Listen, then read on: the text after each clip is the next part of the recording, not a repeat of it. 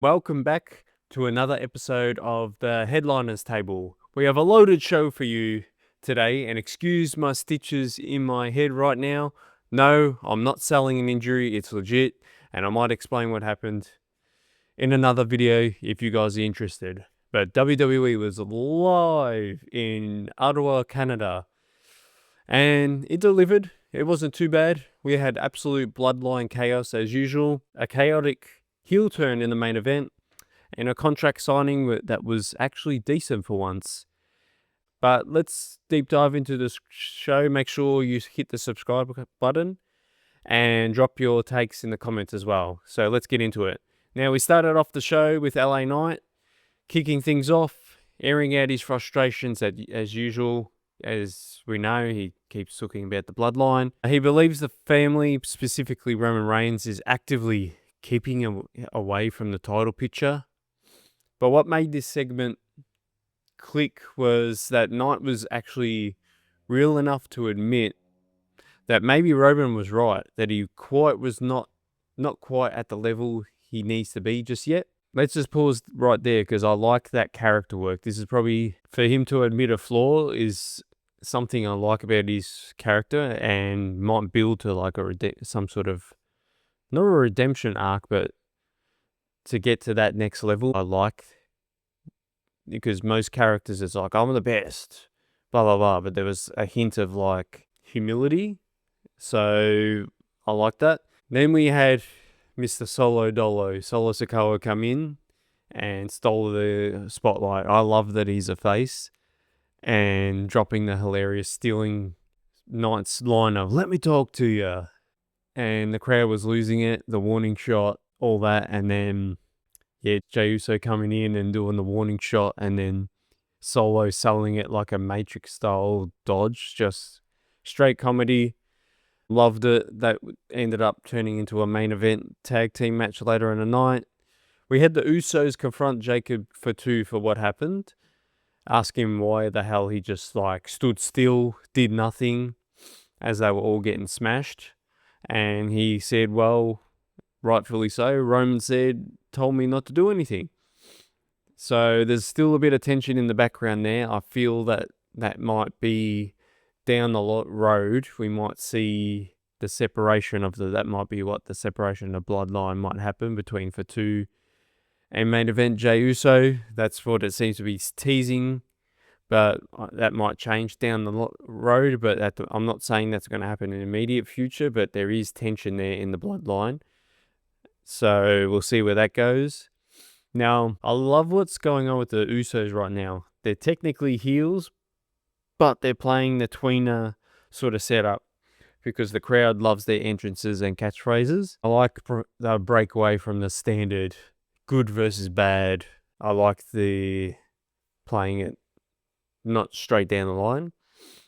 Now let's get to the actual main event, because it wasn't just your standard tag team match, as we had Royce Keys and OTM storm out and just lay everybody out. Now that was a wild card, considering that Jacob Fatu smashed Royce Keys a couple weeks ago. But I'm all in on this heel turn, because I'll be honest, Royce Keys is boring, flat.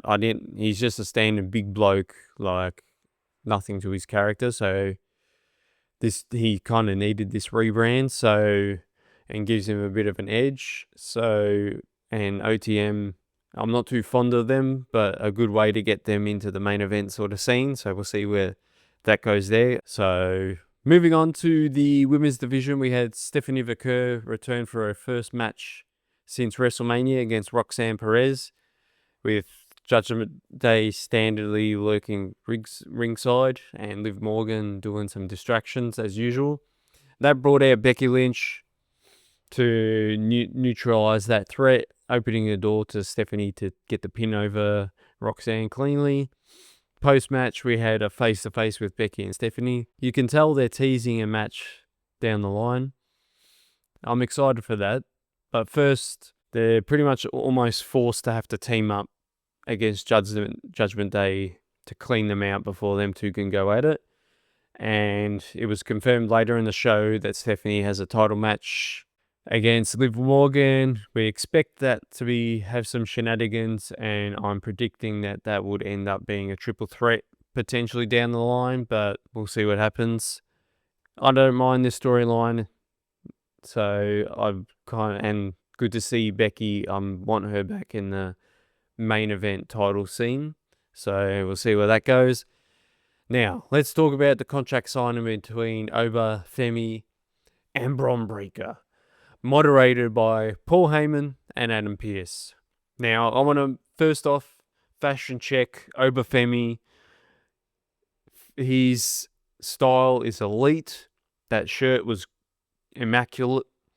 He is a star, mega star, but his fashion is on point.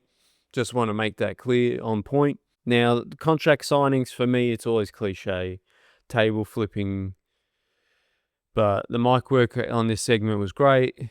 Bron questioned Oba and his claim of being the future, stating that he only got opportunities because Bron got injured, which could be a case there. If you watch the Netflix special they have about behind the scenes, Oba shut that down, calling him an angry orange man, hit him cold with the cold truth that, or not cold truth, but reality that if it was 2003 or 2016, you'd be the future, but unlucky for you because today he's here. And then Bron snapped it at Paul Heyman, calling him Oba's daddy and telling him to sign it for him. Obviously bitter that Paul Heyman is backing Oba over him after Brock Lesnar lost to Oba. Austin Theory got involved, ambushed Oba, but ended up putting him through a table and ended in an intense stare down, which Oba looked like he was about to kill Bron Breakker. So great storytelling. Over to the Contenders World Heavyweight Championship Contenders match. The tournament, we had Penta take down Al Parker. Great match. And Fenix defeated Dragon Lee on the other side of the bracket, which will set up a match with Penta and Rey Fenix in tournament final. My call, it's obviously going to be Penta.